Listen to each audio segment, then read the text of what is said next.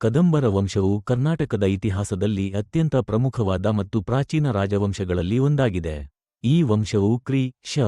4ನೇ ಶತಮಾನದಿಂದ 6ನೇ ಶತಮಾನವರೆಗೆ ಕರ್ನಾಟಕದ ದೊಡ್ಡ ಭಾಗವನ್ನು ಆಳಿತು. ಕದಂಬರು ಕನ್ನಡನಾಡಿನಲ್ಲಿ ಸ್ವತಂತ್ರವಾಗಿ ಆಡಳಿತ ನಡೆಸಿದ ಮೊದಲ ಸ್ಥಳೀಯ ರಾಜವಂಶವೆಂದು ಇತಿಹಾಸಕಾರರು ಗುರುತಿಸುತ್ತಾರೆ. ಇವರ ಆಡಳಿತವು ರಾಜಕೀಯ, ಸಾಂಸ್ಕೃತಿಕ, ಧಾರ್ಮಿಕ ಮತ್ತು ಸಾಹಿತ್ಯಿಕ ಕ್ಷೇತ್ರಗಳಲ್ಲಿ ಮಹತ್ವದ ಬೆಳವಣಿಗೆಗೆ ಕಾರಣವಾಯಿತು. ಕದಂಬ ವಂಶದ ಸ್ಥಾಪಕನು ಮಯೂರಶರ್ಮ ಅಥವಾ ಮಯೂರವರ್ಮ ಎಂದು ಹೇಳಲಾಗುತ್ತದೆ. ಮಯೂರಶರ್ಮನು ಮೂಲತಃ ಬ್ರಾಹ್ಮಣನಾಗಿದ್ದು, ವೇದಾಧ್ಯಯನಕ್ಕಾಗಿ ಕಂಚಿಗೆ, ಕಾಂಚೀಪುರ ಹೋಗಿದ್ದನೆಂದು ಪೌರಾಣಿಕ ಕಥೆಗಳು ಹೇಳುತ್ತವೆ. ಅಲ್ಲಿ ಪಲ್ಲವರ ಅಧಿಕಾರಿಗಳಿಂದ ಅವಮಾನಕ್ಕೊಳಗಾದ ಮಯೂರಶರ್ಮನು ಕ್ಷತ್ರಿಯನಾಗಿ ಸ್ವತಂತ್ರ ರಾಜ್ಯ ಸ್ಥಾಪಿಸುವ ನಿರ್ಧಾರ ಮಾಡಿದನೆಂದು ಇತಿಹಾಸದಲ್ಲಿ ಉಲ್ಲೇಖವಿದೆ. ಈ ಘಟನೆ ಕದಂಬ ವಂಶದ ಉದಯಕ್ಕೆ ಕಾರಣವಾಯಿತು.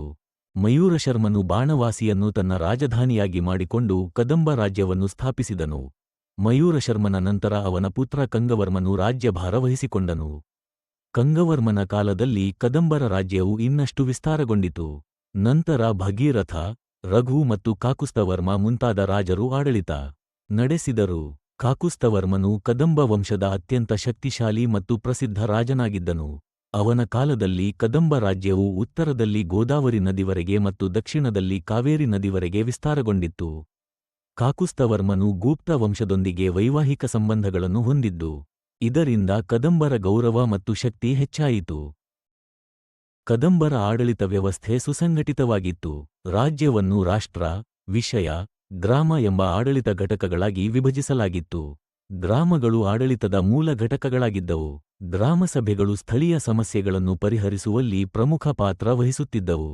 ತೆರಿಗೆ ವ್ಯವಸ್ಥೆಯು ವ್ಯವಸ್ಥಿತವಾಗಿದ್ದು, ಕೃಷಿ, ವ್ಯಾಪಾರ ಮತ್ತು ಕೈಗಾರಿಕೆಗಳಿಂದ ರಾಜ್ಯಕ್ಕೆ ಆದಾಯ ಬರುತ್ತಿತ್ತು.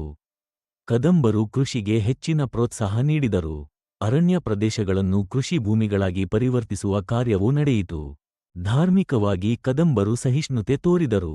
ಅವರು ಮುಖ್ಯವಾಗಿ ವೈದಿಕ ಧರ್ಮವನ್ನು ಅನುಸರಿಸಿದ್ದರೂ, ಜೈನ ಮತ್ತು ಬೌದ್ಧ ಧರ್ಮಗಳಿಗೂ ಪ್ರೋತ್ಸಾಹ ನೀಡಿದರು.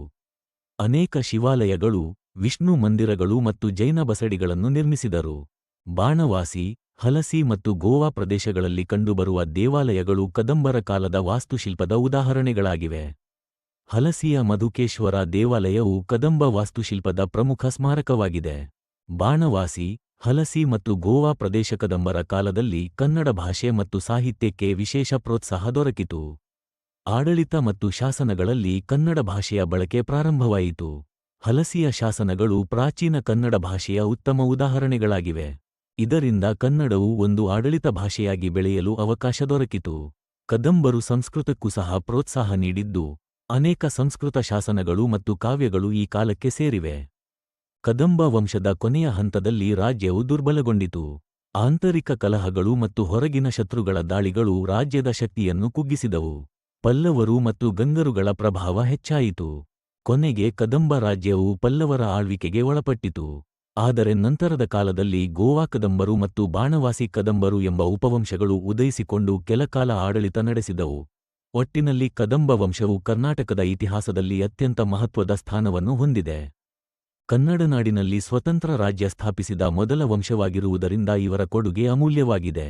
ಆಡಳಿತ ವ್ಯವಸ್ಥೆ, ಧಾರ್ಮಿಕ ಸಹಿಷ್ಣುತೆ, ವಾಸ್ತುಶಿಲ್ಪ ಮತ್ತು ಭಾಷಾ ಅಭಿವೃದ್ಧಿಯಲ್ಲಿ ಕದಂಬರು ಮಾಡಿದ ಸಾಧನೆಗಳು ಮುಂದಿನ ರಾಜವಂಶಗಳಿಗೆ ದಾರಿ ತೋರಿಸಿದವು.